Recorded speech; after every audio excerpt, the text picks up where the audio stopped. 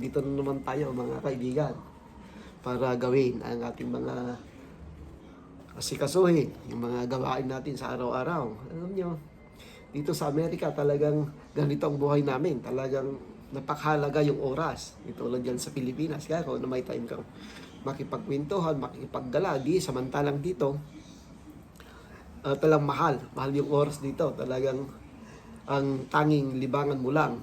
Ako pag minsan, ay ang cellphone mo. Kasi mostly, lalo nga dito sa Hawaii, talagang kailangan yung dalawang trabaho. Hindi kakasya yung isa lang. Hindi sasapat talaga. Dahil sa mahal ng mga bilihin. Oo, yan. Halika't, umpisan na natin yung ating mga trabaho. Gawain dito sa bahay. Nang sa ganun makapag handa-handa naman na yung mga matatanda para pagkain nila. Let's go. Okay. Ganito talaga yung trabaho ko dito.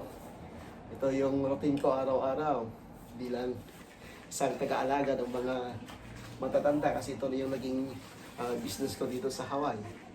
Magtrabaho sa ospital and at the same time mag-alaga ng mga old. Yeah. Let's go. Dalhin na natin to sa labas para makakain na. Yeah.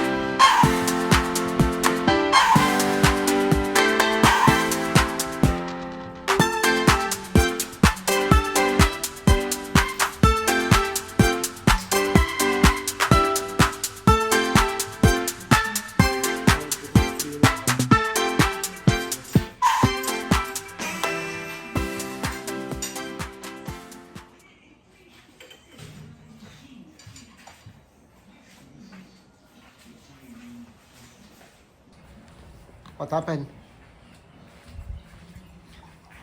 Ayya!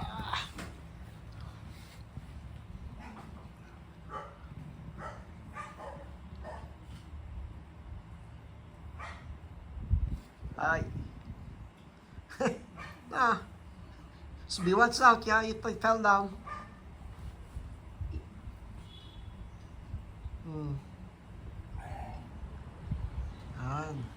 Yan, isa yung mga pasyente namin dito sa bahay.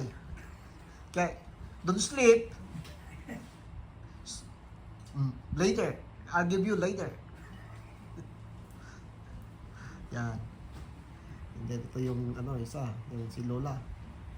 Yan, ganito yung buhay namin dito sa ganito ang buhay ko kako sana. Hanggang dito lang muna. At magkikita na naman tayong muli. Salamat sa iyong panonood. like and subscribe nang sa ganun lumago ang ating channel. Bye-bye! See you next time!